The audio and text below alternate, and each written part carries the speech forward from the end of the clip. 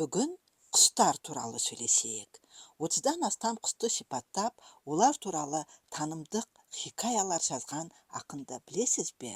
Бұл Есенғали Раушановтың «Құстар біздің досымыз» кітабы.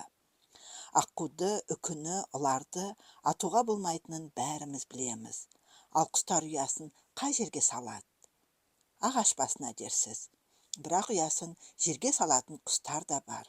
Мысалы, ементұмсық, тоқылдақ, қараторғай, үкі сияқты құстар биік ағаштың қуыс тесігін ұя ғып алады. Қырғауыл болса, керісінше, ұясын жерге салады. Шалшықшы құс та солай, өзен жағасының құмдауыттау бір тұсын табады да, ұясын сол жерге жасайды. Ал зымыран деген бір құс ұя емес, жарқабақтан ін қазып алады. Адамға үйір қарлығаш өз ұясын үйдің маңдайшасына салады.